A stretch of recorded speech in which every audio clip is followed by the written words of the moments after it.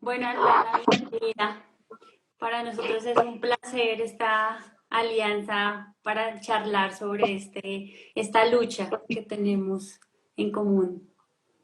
Sí, totalmente. No, por favor, el placer es nuestro. Realmente es un placer poder visibilizar tanto de ambas organizaciones a nivel internacional el enorme trabajo que realizamos en un área particularmente compleja como es el delito de trata de personas con fines de explotación sexual.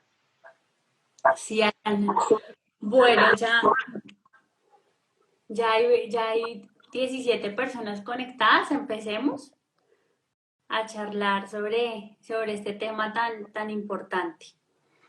Bueno, Aldana, nosotros queremos conocer cómo nace Madres Trata. ¿Cómo nacen ustedes? Bueno, Madres Víctimas de Trata nació hace muchísimos años.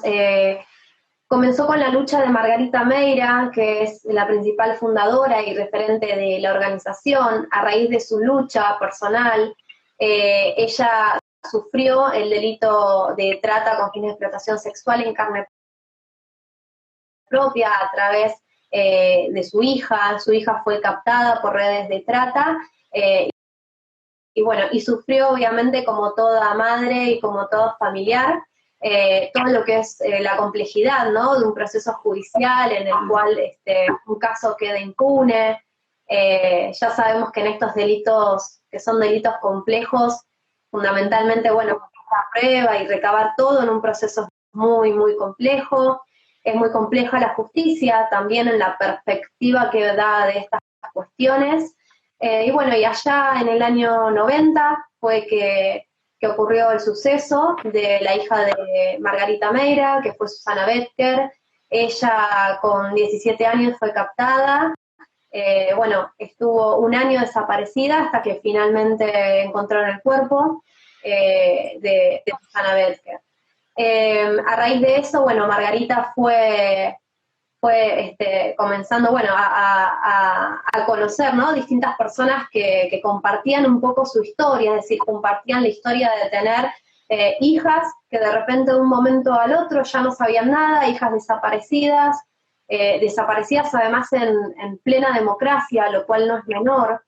Y bueno, una sedilla, digamos, de cuestiones complejas que hacen a la búsqueda de estas personas, que no hay que olvidar que en el caso de mujeres, niñas, niños, adolescentes y adultas, hay un gran porcentaje de casos en los cuales se estima que es a causa del delito de trata de personas con fines de explotación sexual. Entonces, bueno, esto en sí, Madres Víctimas de Trata surge a partir de esta lucha personal de Margarita, compartida con otras familias, con otras víctimas también de este delito. Y bueno, y también ella, en realidad, su lucha social también venía desde hace algunos años antes. ¿Sí? En la actual sede de Madres Víctimas de Trata, en la zona de Constitución, acá en la Ciudad Autónoma de Buenos Aires, funciona también actualmente un comedor, que es el comedor de Madres de Constitución. Entonces, bueno, Margarita ya venía trabajando en el ámbito social y bueno, lo que hace después es obviamente fortalecer también esa lucha y obviamente complejizarla contra un gran monstruo que llamamos, que es el delito de trata de personas y bueno, todos sus autores y cómplices, ¿no? Y demás. Bueno, qué complejo, ¿no? Porque siempre pues vemos todo el rol de la víctima, ¿sí? Pero también hay que ver más allá de sus familias, en este caso sus madres, cómo sufren este flagelo o sea, que para mí es tan increíble porque es como la destrucción total de la vida y de la persona, ¿no? Sí, totalmente. O sea, acá, digo, siempre hay que tener en cuenta, ¿no? Siempre nosotras decimos, las personas que son víctimas de este delito, aquellas que están desaparecidas, digo, es un flagelo tal cual como vos decís, es un flagelo hacia toda una familia, hacia su núcleo de amistades también. El hecho de esta necesidad irremediable de la búsqueda de la verdad, de dónde está esa persona, cómo está, y obviamente en el caso de la víctima una necesidad imperiosa de justicia y de una reparación. ¿no? Que eso, bueno, recae claramente en la obligación de los estados, tanto a nivel internacional como a nivel nacional, la reparación de estas personas que es más, aún, aunque tengan esa reparación, sabemos que van a tener que acarrear durante toda su vida con todos los traumas que han tenido producto de semejante explotación, ¿no? De lo que eso implica. Es cierto. Mira, nosotros aquí en Bogotá, en Colombia, nunca se habla de la reparación de las víctimas de trata y mucho menos cuando se habla de explotación sexual. Digamos que no hay un proceso de reparación, siempre se habla pues un proceso de restablecimiento de derechos, sí, que es como nosotros que manejamos el tema de niñez y adolescencia de menores de 18 años, pues siempre hablamos de restablecer derechos, de mirar qué derechos han sido vulnerados para poder pues apoyar toda esta restitución.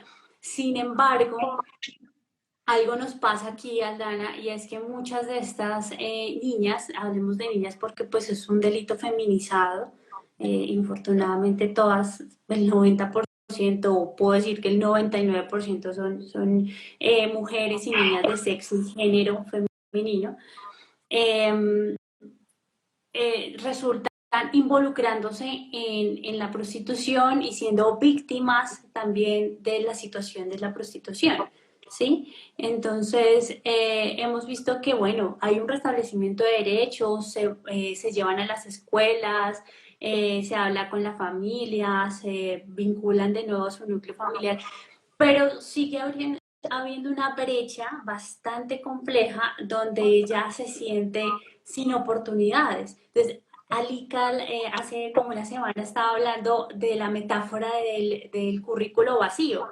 y eso es totalmente lo que nosotras queremos atacar porque estamos en una posición donde la chica ya tiene todos sus derechos, pero ¿dónde están las posibilidades reales para yo sostener este cambio de vida, ¿no? Sí, de hecho, Entonces, bueno, claro.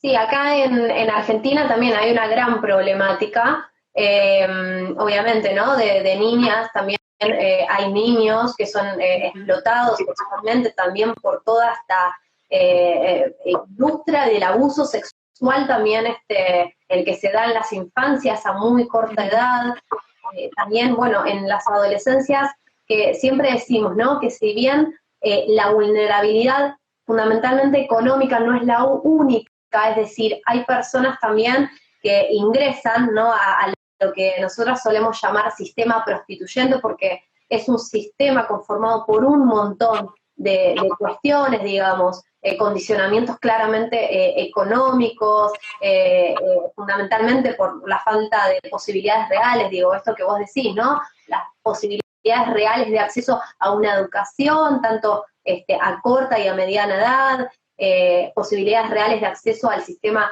de salud, de acceso a un trabajo en condiciones dignas, tanto de mujeres, y también se da en el caso de las personas trans y las personas travestis que tienen un promedio de vida, no sé cómo serán allá, bueno, las estadísticas quizás como más estrictas, ¿no? Pero bueno, estamos hablando de un promedio de vida también de las personas trans y las personas travestis de 35 años, que son además, en términos generales, son expulsadas de sus hogares, víctimas de esta discriminación, ¿no? En razón de su identidad de género a muy corta edad. Y bueno, esto es lo que decimos, ¿no? Por esta falta de posibilidades reales de acceso a trabajo, por esta discriminación enorme que aún hoy se siguen, ¿no? siendo víctimas este colectivo.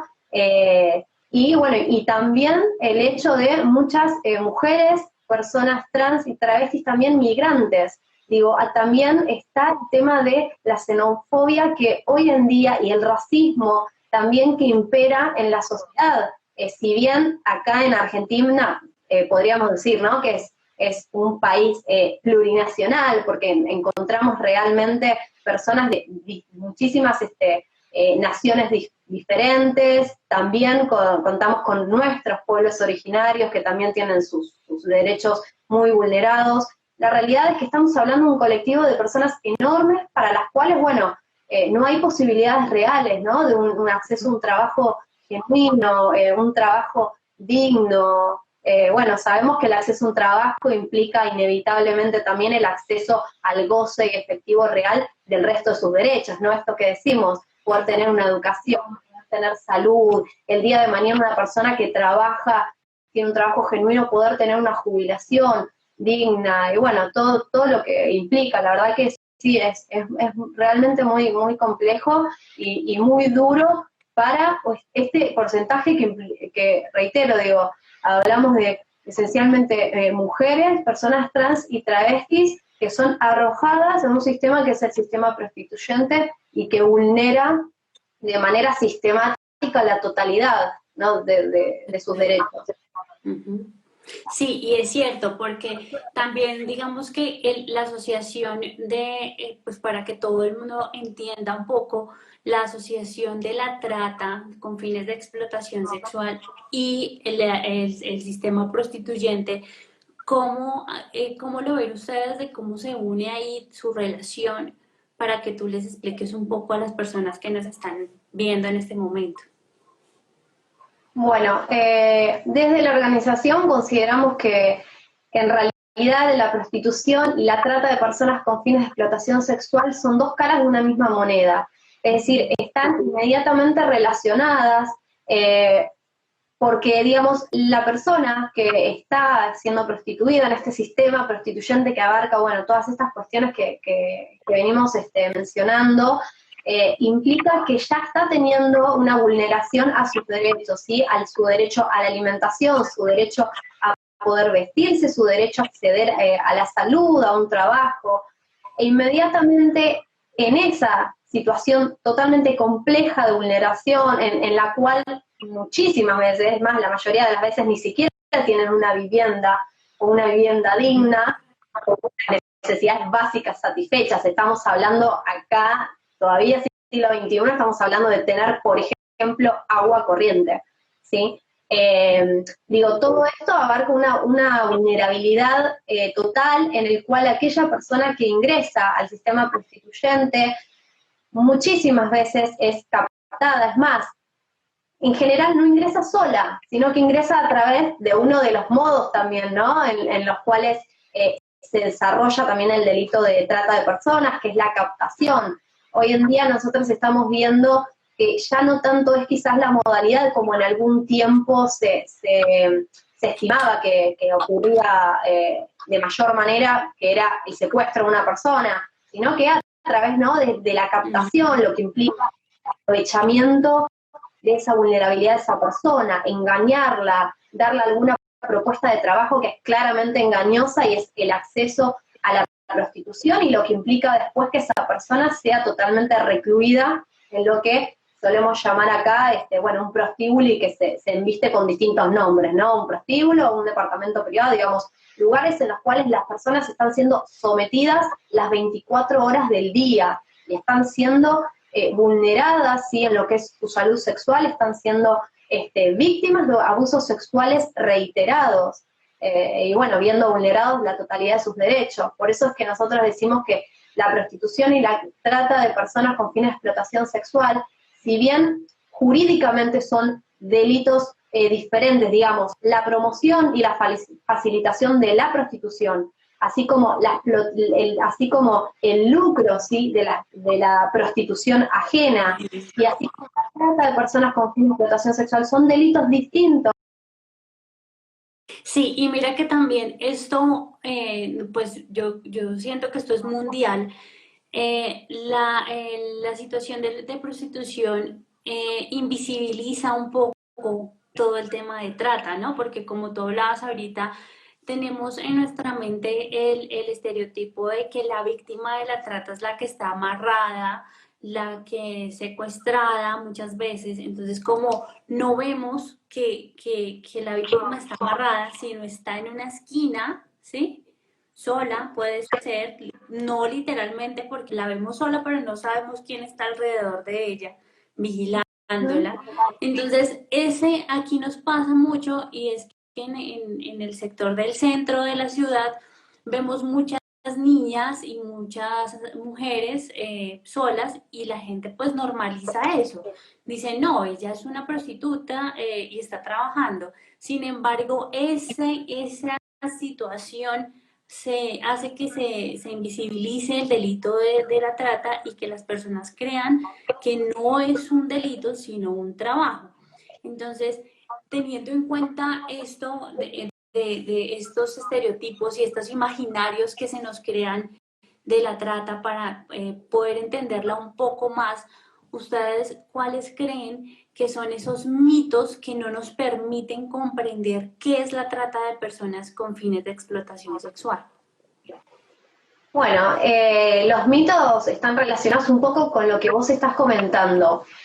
Acá en Argentina también hay distintos sectores sociales eh, que claramente digo, no es casual, tienen un enorme financiamiento económico hasta a nivel internacional, por lo cual promueven la prostitución como si fuera un trabajo como cualquier otro. Lamentablemente, bueno, estos sectores que se embisten, utilizan la figura, ¿no? de lo que es una asociación civil, digo, con todo lo que ello implica, y la realidad es que utilizan lo que llamamos los distintos modos de captación, ¿no? Es decir, bueno, la prostitución es un trabajo como cualquier otro, es simplemente para ganar trabajo, y digo, en realidad terminan como, este tipo de organizaciones o de sectores, en realidad lo que hacen al considerar, ¿no?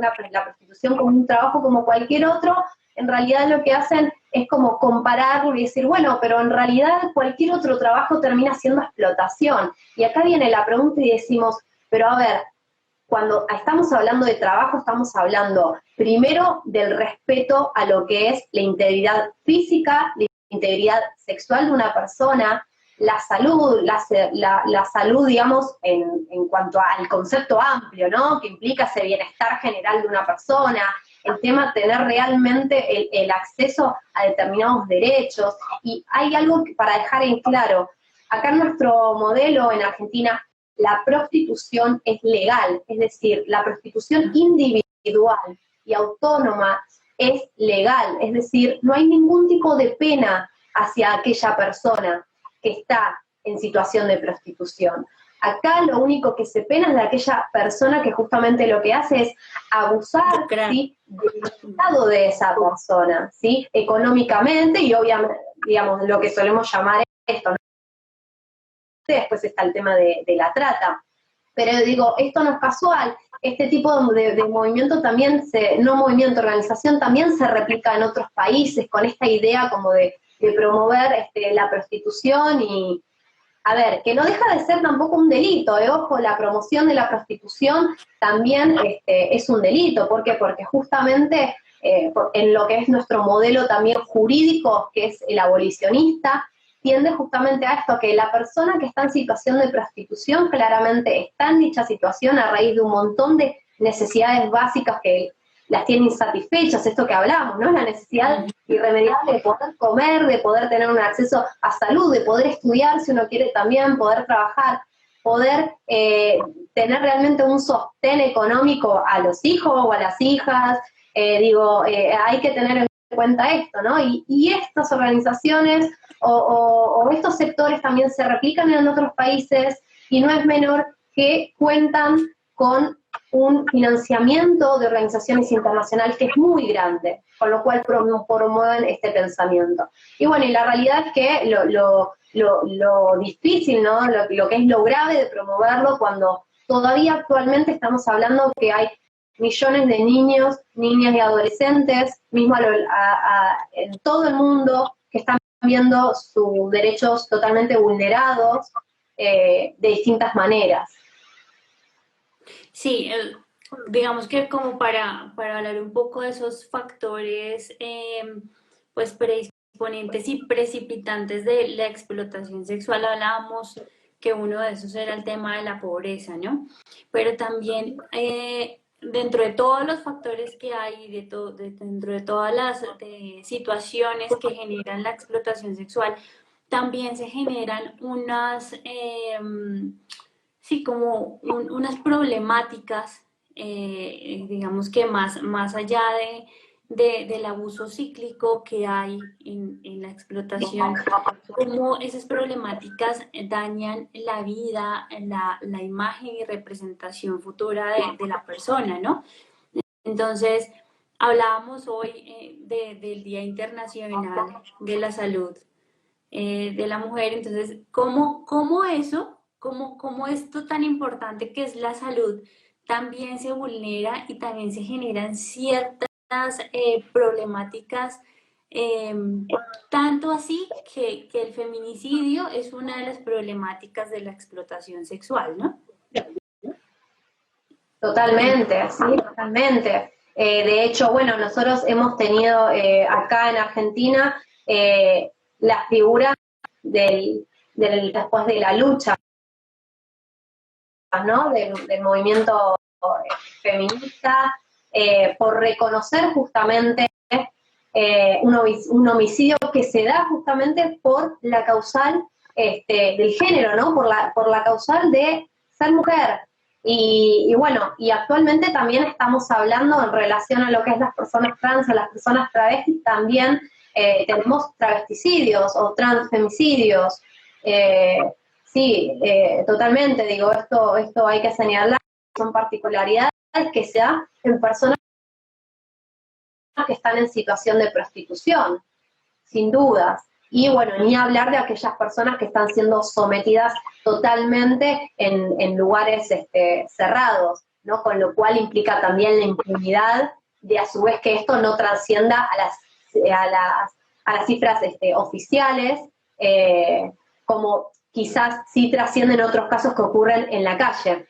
Pero bueno, la realidad es que, digo, esto es una problemática que se da sin duda, digo, el estar expuesta, ¿no? A todos los peligros y toda esta vulneración fundamentalmente a la integridad sexual, física, emocional, psicológica, se relaciona totalmente con obviamente con la prostitución, ¿no? Y ni hablar de la trata de personas. Y había una pregunta también muy relacionada con el tema de visibilizar la problemática, y es que por qué estos delitos no se judicializan fácilmente, ¿sí? Qué es lo que pasa? Bueno, nosotras, en nuestro caso, la lucha principal es que las mujeres se reconozcan como víctimas del delito, ¿no? Porque es muy difícil que una víctima que es captada a través del enamoramiento, que es captada a través de una propuesta de trabajo, ¿sí?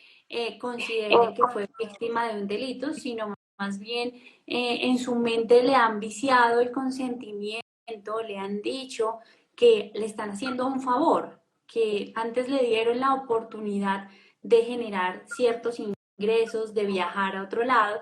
Entonces, nuestra primer lucha siempre ha sido eso. Pero ahora cuando me voy al escenario jurídico, al escenario, han manejado estos casos muy de cerca, cómo lo han vivido? Sí, totalmente. Yo diría que tal cual como vos señalás, lo más complejo del tema de la judicialización es justamente que una persona se reconozca como víctima.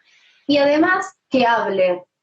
Eso también, porque en general tienden a ser personas que, como vos decís, digo, han tenido claramente su voluntad claramente viciada. Hablamos del consentimiento, el consentimiento viciado. Y en esto hago como un paréntesis con el tema de la ley actual de prevención del delito de trata.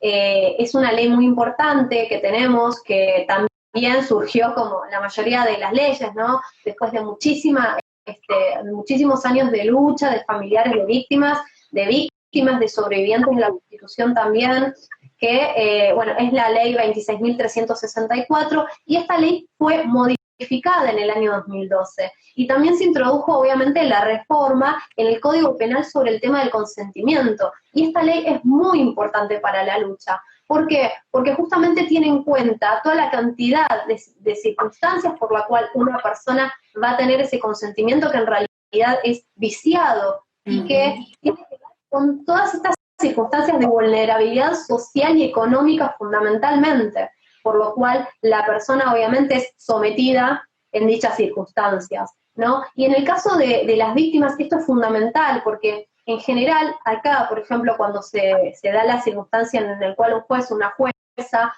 o un tribunal justamente ordena un allanamiento en algún lugar, en general pasa una circunstancia reiterada, digo, en la mayoría de los allanamientos, si no es que es en todos, que en el caso de las víctimas, ¿sí? Las víctimas que son rescatadas en principio o formalmente, y después vamos a ver por qué decimos formalmente y no materialmente como debiera ser, en general tienden a decir, yo estoy acá porque quiero, ¿no? Nadie acá me está obligando a nada.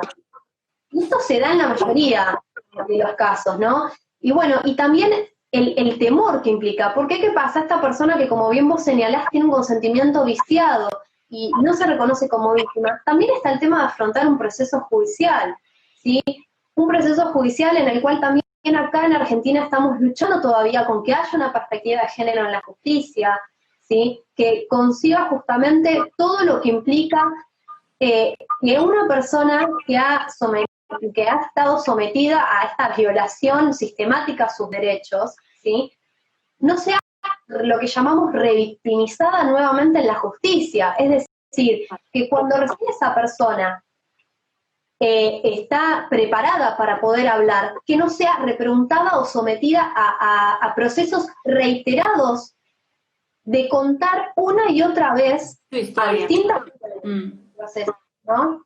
Y además, otra cuestión también para señalar, nuestra ley, ¿sí? De prevención y de represión del delito de trata también es muy importante porque fija un deber del Estado justamente de realizar un acompañamiento a aquellas víctimas, sin necesidad que se constituyan como denunciantes o como querellantes, ¿sí? O sea, solamente con reconocerse como víctima, bueno, en ese caso el Estado tendría claramente que acompañarla y todo lo que implica, ¿no? En el tema de la vivienda, procesos médicos, ¿sí? Acompañamiento psicológico, terapéutico, el acceso a la salud. Pero la realidad es que esto en muy pocos casos se cumple, por esto que estamos charlando. ¿Sí? Porque hay muchas personas que primero cuesta que se reconozcan como víctimas. Y cuando lo hacen, lamentablemente estamos hablando de un sistema judicial que en muchos casos lo que hace es revictimizar de manera reiterada a la persona que fue víctima de semejante delito. Sí, es cierto, y aquí sucede lo mismo. Aquí, bueno, una de las preguntas que tienen es quiénes hacen acompañamiento de las víctimas de trata en Colombia. Aquí el Estado, cada distrito o alcaldía tiene un grupo encargado de hacer este seguimiento y este acompañamiento psicosocial y también jurídico. Sin embargo, siempre también encontramos y ya al final, cuando la víctima debe estar ante la fiscalía, pues para volver a contar su historia, ya no quiere, entonces Claro. ya no hay judicialización. O también me pasó a mí personalmente con un caso de que los victimarios contactan a la mamá de la niña y le dicen, ella no puede hablar, ella no puede decir nada y nosotros pues le vamos a dar una plata a usted pues para que usted controle el tema, ¿sí? Para que calle a la niña. Entonces, claro, se genera un tiempo largo donde la víctima pasa por diferentes procesos de investigación y ya cuando llega el tema de ser judicializado el grupo de los victimarios, pues ya ahí ya no se quiere pues tocar el tema. Y una de las cosas, Aldana, que es muy importante también que la gente sepa, y es que aquí, por ejemplo, en Colombia, la ley es muy clara cuando expresa que el delito de la trata no es todo el proceso, sino también sí hacen parte de una acción del proceso. Entonces, ¿a qué me refiero? Si yo capto la víctima, entonces si yo soy la persona que publica en Facebook que estoy buscando niñas para trabajar, que estoy buscando niñas para un negocio, o esa persona es parte del delito de trata solamente por captar, por poner el mensaje, por buscar a las víctimas. Luego viene la segunda acción, que es el trasladar. ¿Sí? Entonces aquí, por ejemplo, involucramos mucho al tema de los taxistas, al Uber, a todos estos servicios públicos que a veces se prestan para estas acciones delictivas. Y otro es el tema de recibir. Entonces aquí nos pasa mucho con los hostales o los que nosotros llamamos paga diario, que es donde se quedan estas víctimas. Entonces las administradoras o jefes de estos lugares pues también son víctimas victimarios de este delito. Y luego viene también quien las recepciona, entonces quien les da la ropa, quien les administra todo el proceso. Todos esos personajes, todas esas personas son victimarios, son victimarias y deben tener muy claro que hacen parte del delito. Y entonces aquí también alrededor las farmacias, todo lo que se presta para este delito también hacen parte de la trata de Totalmente. personas. Sí, sí, claro. Sí, sí, basta, digamos, con que realicen alguna de lo que llamamos, alguna, ¿no? De las acciones típicas que conforman este delito complejo, y de ahí viene también la complejidad, ¿no? Porque va a abarcar distintas instancias, hasta distintos lugares, distintas personas, ¿no? Que realizan distintas funciones en lo que es este delito complejo. Entonces sí, en nuestro caso también lo mismo. Digo, podemos decir que bastaría con una de esas acciones para decir que ya se comenzó a cometer el delito de la trata de personas con fines de explotación sexual, teniendo en cuenta lo que llamamos como el tipo subjetivo, ¿no? Del delito, que es que tiene que estar siempre sí o sí la finalidad clara de la explotación sexual de la persona. En el caso de la trata de personas con fin de explotación sexual, ¿sí? Hago este señalamiento porque obviamente la trata puede ser también con otros fines, pero en el caso de, digo, la finalidad es claramente la explotación con fines sexuales de la persona. Sí, aquí nos hacen pues una pregunta referente a las migrantes venezolanas, claro, totalmente. O sea, digamos que sí, desafortunadamente en este delito no hay edad, sí hay género. Nosotros hemos también apoyado procesos de mujeres venezolanas víctimas de este delito, que no solamente llegan aquí, que son tratadas traídas a Bogotá, sino sino también llegan aquí con una idea de vida diferente y son captadas por esa necesidad y esa pobreza que se está viviendo. Yo no sé si allá Claro. en Argentina también están pasando por lo mismo, porque eso es un fenómeno pues latinoamericano con el tema de Venezuela. Sí, sí, totalmente. De hecho, por eso, bueno, volvemos, ¿no? A lo que es esto. Y de hecho hay, bueno, un convenio, sí, que Argentina adhirió, es el convenio de represión de delito de trata de personas que se firmó en el marco de la ONU en el año 49 y Argentina adhirió a él en el año 52. Bueno, que justamente, digo, lo que implica tanto este convenio como otros convenios, está el protocolo también de Palermo que tenemos, digo, que hablan de un crimen organizado a su vez, por esto de lo que decimos, ¿no? Porque hasta la captación hoy en día hecho mayormente a través de las redes sociales o todos estos medios tecnológicos, como sabemos, puede hasta realizarse desde un lugar, luego efectivizarse sí en sí lo que es el acogimiento o el traslado de esa persona en otro lugar diferente y finalmente que esa persona sea finalmente acogida en el lugar donde va a ser finalmente o principal o inicialmente explotada, porque sabemos que a veces comienzan comienzan siendo explotadas en un lugar y luego también son transportadas a otro lugar y siguen siendo explotadas. Bueno, y vamos a hablar también, ¿no?, de distintos lugares que hasta trascienden las fronteras nacionales, y también la particularidad de este tipo de delitos y digo esto, ¿no?, de lo que es la organización de este crimen a nivel internacional. Sí, eso es cierto. Y Aldana, ya nos quedan 20 minutos.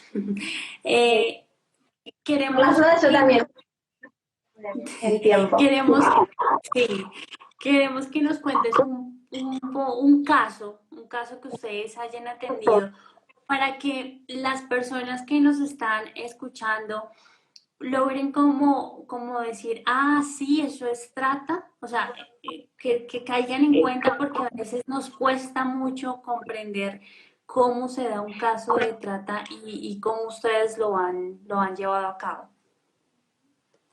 Bueno, uno de los casos en los cuales hemos tomado intervención, que ha tenido una condena finalmente, pero no por trata, sino por explotación sexual, es un caso en el cual, si bien la carátula inicialmente era de trata de personas con fines de explotación sexual, digo, por un montón de causas en las cuales vemos, ¿no?, este tema de las pruebas, el tema de, digo, esto, ¿no?, de revictimizar constantemente a la persona que fue víctima, en fin, por distintas cuestiones, ese caso, en este caso, bueno, la persona que fue condenada, ¿sí?, quien cometió el delito, aceptó una condena en el marco del juicio abreviado, aceptó una condena, sí, por explotación sexual. Bueno, este caso se inició, ¿no?, como muchísimo, digo, con esto que cuento, ¿no?, con el tema de la captación a través de lo que es, bueno, las redes sociales, ¿sí?, con determinadas características, en el caso de la víctima, como es esto, ¿no?, el no tener posibilidades reales de acceso a un trabajo, la edad, el hecho de tener una familia, ser madre, ¿sí?, por ende tener que, obviamente, tener que ser el sostén también familiar y económico, ¿sí?, de sus hijos, de sus hijas, con lo cual, bueno, fue un proceso en el cual esta persona estaba siendo explotada, ¿sí?, en un lugar cerrado, que si bien esta persona podía entrar y salir, era constantemente vigilada, y si esa persona, por ejemplo, un día decía, no voy a ese lugar, ¿sí?, era constantemente amenazada, ¿sí?, y además, digo, un montón de cuestiones. El tema de, bueno, la explotación sexual que se da justamente a través de lo económico, ¿sí?, fundamentalmente. Esta persona que está siendo sometida sexualmente, hago hincapié también en que la persona había sido captada en lo que parecía ser otro tipo de trabajo, con lo cual se encuentra en esa situación y obviamente teniendo la necesidad económica, accedió, ¿no?, a lo que es la prostitución, y bueno, y estas personas que formaban parte, ¿no?, digo, esta persona en particular, porque en este caso fue condenada una persona que era la que estaba a cargo de este lugar y la que hizo fundamentalmente la captación, y bueno, y lo que tiene que ver también en las condiciones de insalubridad lógicas de estos lugares, ¿sí? O sea, tiene que ver justamente con el tema de retirarle, ¿sí?, todo lo que monetariamente esa persona obtiene producto de la prostitución, que es, digo, un monto importante. En general es el 50% de lo que estas personas recaudan, digamos, a través de la prostitución, y bueno, ser sometida en un lugar de condiciones totalmente insalubres, y reitero, ¿no?, esto, el padecer, el padecer, ¿no?, como esta situación en la cual la persona que la explota está todo el tiempo hostigándola, ¿no?, todo el tiempo hostigándola, controlándola. Así que bueno, ese fue un caso en el cual, si bien no se dieron las particularidades para hacer para enfrentar lo que es un proceso de trata de personas con fin de explotación sexual, que nuestro sistema se da en el marco de la violación a esta ley fundamental, que es la 26.364, sí se dio una condena por explotación sexual.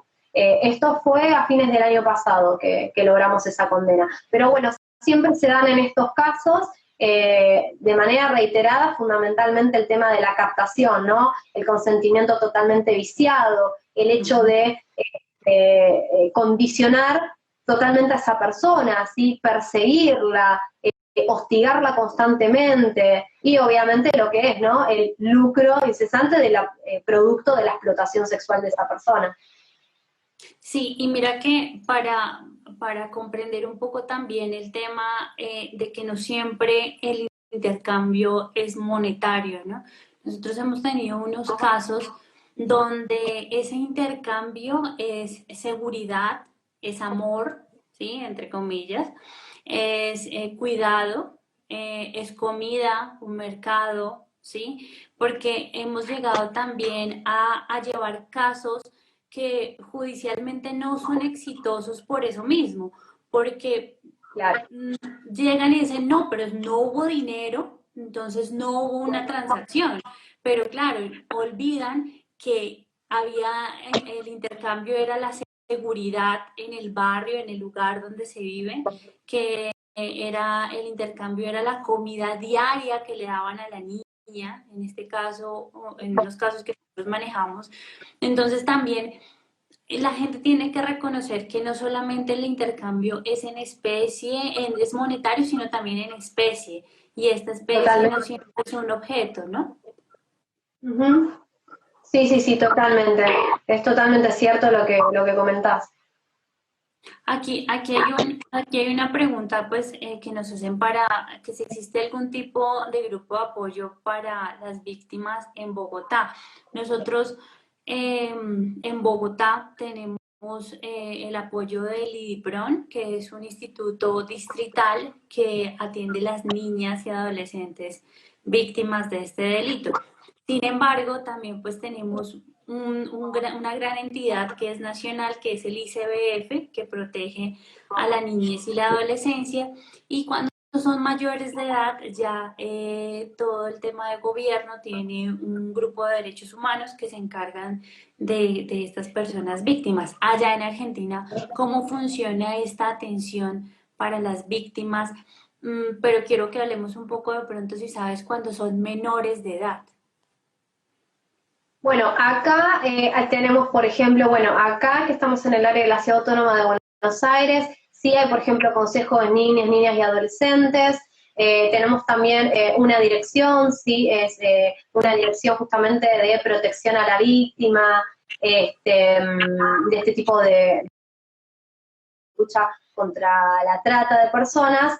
Pero bueno, la realidad es que no hay actualmente como programas activos que asistan de manera íntegra a las víctimas, porque bueno, recordemos que la problemática fundamental es que para asistir a las víctimas requieren de que esta persona se conciba como víctima y por ende que declare en el marco de un proceso judicial. Con lo cual, la realidad es que, a ver, nosotros como organización, de manera reiterada, justamente lo que estamos haciendo junto a otras organizaciones también, es peticionar, ¿no?, ante las autoridades públicas y ante el Estado, tanto nacional, los estados provinciales, los estados municipales, la creación de políticas integrales, digo, hasta previas a que una persona se constituya como víctima en el marco de un proceso, ¿no? Porque digo, la persona desde el minuto uno, que es en general como rescatada, o que simplemente es una persona que es sobreviviente de la prostitución, más allá de que no tenga que ver con una víctima de trata, pero sí es una víctima en el marco de un sistema que es el sistema prostituyente, que vulnera constantemente sus derechos. La realidad es que actualmente no hay programas genuinos para justamente lograr esto, ¿no? Un poco lo que vos decís, la restitución, es la restitución de derechos de estas personas, y es lo que constantemente estamos peticionando ante las distintas autoridades del Estado y de los estados también a nivel provincial, ¿no? Claro, eso es muy importante.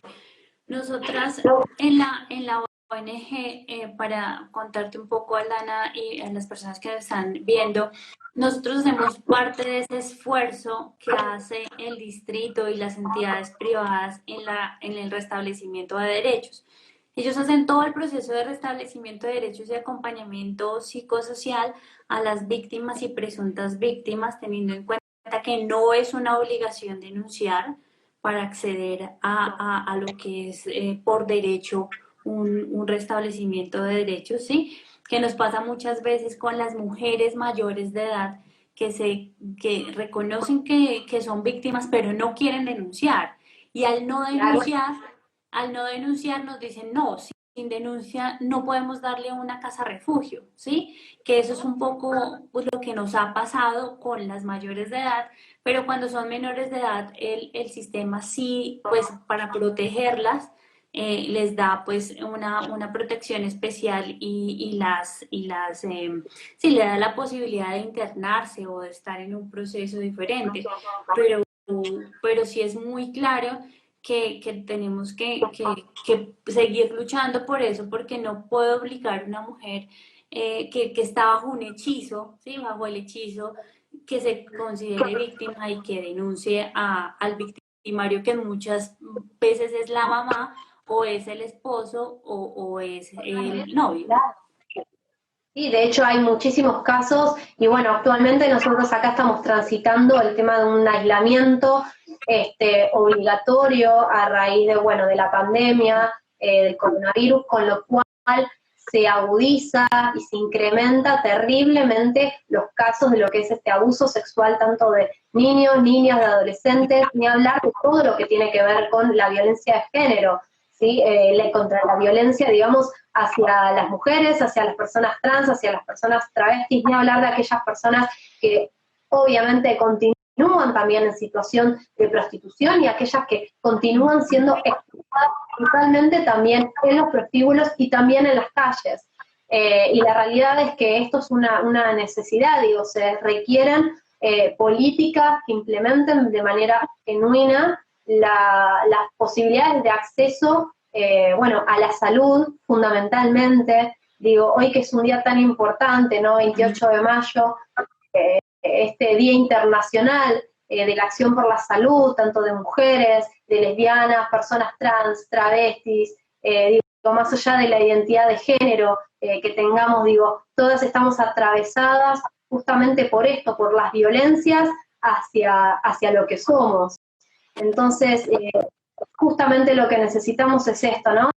Que, bueno, el Estado y los Estados también, digo, hablando también de Colombia, digo, incorporen esto, ¿no? Como políticas que implementen justamente un acompañamiento a aquellas personas que están sufriendo situaciones de violencia, que deciden judicializar, ¿sí? Esto es lo que decimos, que dan ese gran paso, porque es un paso Sí. enorme para la persona.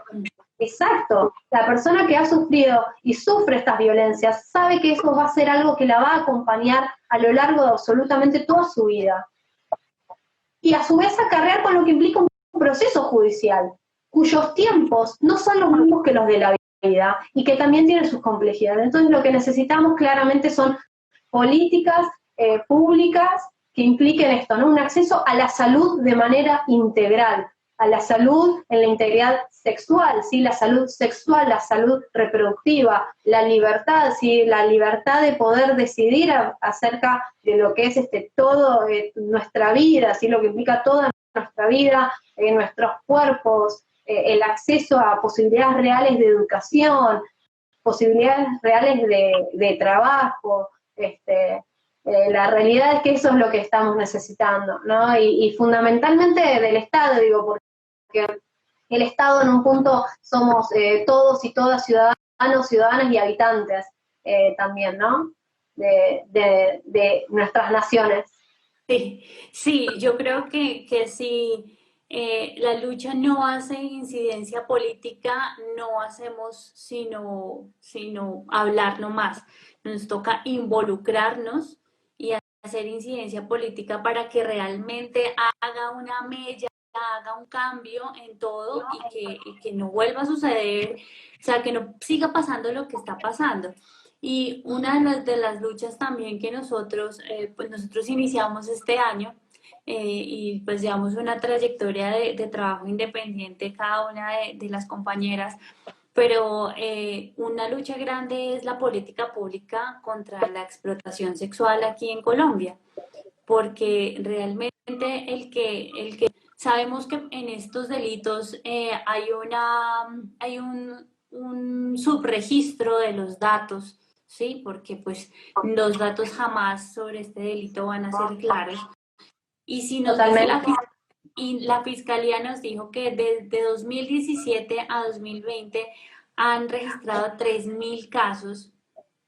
Entonces, vamos a ver que no puede ser un dato pues muy acertado, pero sin embargo, la cantidad de niñas y niños involucrados en este delito es impresionante.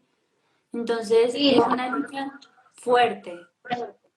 sí, nosotros acá también, digo, hay informes oficiales todos los años, de hecho hay una Procuraduría de Trata y Explotación Sexual, se realizan informes, pero la realidad es que los datos, digo, cuando se dice se han rescatado víctimas, nosotros siempre preguntamos desde la organización y las distintas organizaciones, ¿y esas víctimas dónde están? ¿Y cómo están en este momento? Digo, ¿y sus procesos judiciales en qué están? ¿No? Digo, en esto que decimos, digo, esta obligación de realmente, digo, garantizarles esta restitución de todos sus derechos, que está en cabeza del Estado por ley, porque además también la Constitución Nacional y distintos instrumentos internacionales de derechos humanos, tanto en relación a los niños, niñas, adolescentes, como también a las personas adultas víctimas de este delito, ponen en cabeza, ¿no?, de los estados justamente esta obligación, ¿no? Y de aquellas que han sufrido este terrible delito, justamente esto, ¿no? El garantizarle la verdad, el garantizarle la justicia y esta restitución, como bien vos dijiste, de derechos. No, Aldana, pues este live hay que repetirlo. Hay muchas Sí. cosas pendientes que podemos pues contar. Sin embargo, como para ir cerrando, cuéntanos cómo es el proceso o a dónde tienen que denunciar el delito de la explotación sexual en Argentina.